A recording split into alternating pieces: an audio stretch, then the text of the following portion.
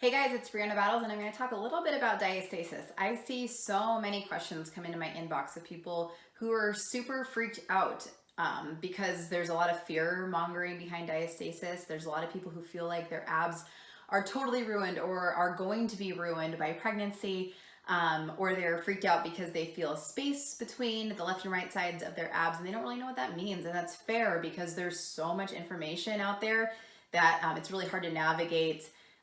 What do we need to know about? What do we need to care about? What's accurate? What's inaccurate? It's really hard to know those things. So hopefully this video helps guide some of our thought process around something that is actually a super normal and common part of pregnancy and recovering postpartum. So that's point number one, is that this is it's a very normal part of growing a baby. Our abdomen has to expand, and we have the connective tissue, which is our linea alba that runs from our sternum to our pubic bone. So that line of the six-pack abs gives during pregnancy to create space for the baby as the baby grows. Now, it will spread to the point that it needs to spread to accommodate for the baby. After you have the baby, our abs, the process of kind of healing postpartum is that they will kind of come back together and approximate more. But we don't just care about how far separated the left and right side of the rectus is. We also care about the health and density of that tissue of the linea alba. Sometimes when we had a baby, it really stretches it out and it just stretches to the point where it's not super responsive. Other times it's able to kind of regain that density, and we do that by properly loading it, rehabbing postpartum, making sure that our pressure management and tension management strategies are on point. So when it comes to that, it's knowing when you're pregnant, how are you distributing pressure? Is it straight out with a breath hold, or pressuring out into your belly, or are you able to kind of balance how much force is being added to this area? Same with postpartum. We see so many people that are like, well, just don't do crunches. Well, it's not just crunches that we need to be super concerned about. It's how we are doing our movements and how we are exercising. And it's okay to slowly reintroduce movements that maybe the mommy blogger said not to do, but it's really dependent upon the person and how they are healing postpartum. So when we think about what constitutes a diastasis, because again, it's a very normal part of pregnancy and postpartum. When you do that sit up and you feel from sternum to pubic bone, pressing your hands downward, you're going to want to feel the left and right sides of your rectus, and then what that tissue, that connective tissue feels like. And if there's a little bit of spring back to it, you're sitting in a pretty good place, and there's a lot that can be done, even if your abs aren't right on top of each other. Again, within 2 centimeters, which is approximately 2 fingers, that's within normal range. And so when you email me and you're like, oh my God, I have a 1 finger separation, I'm like, oh my God, that's fine. You are totally okay for the most part. I can't totally guarantee that, but if we can't just be freaked out about that. For some perspective, I've had anywhere from a 14 centimeter separation to an 8 to now about a 3-ish.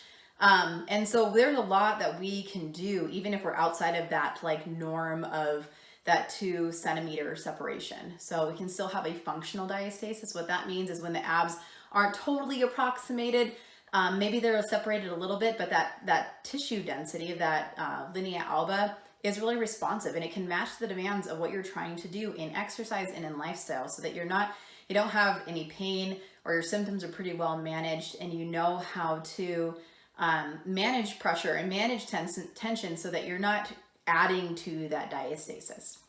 So if you're really worried and you're like, but something's up with my abs, I think I have a hernia, talk to your doctor, and then most importantly, talk to a pelvic floor physical therapist who can help teach you how to manage your pressure, so that you're not creating,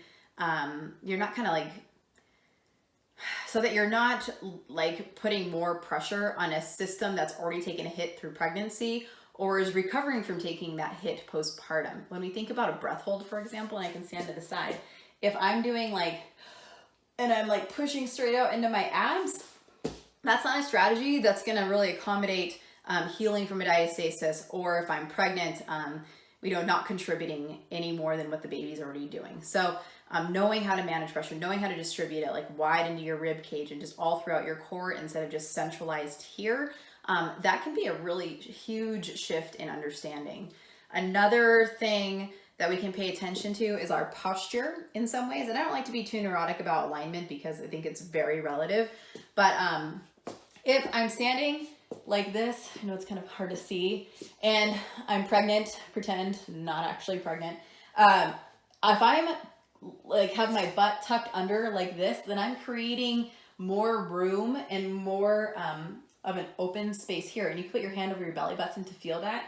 Where if I stand with my butt kind of tucked under like I'm pregnant, you can feel that kind of pressure out towards the center of your abdomen.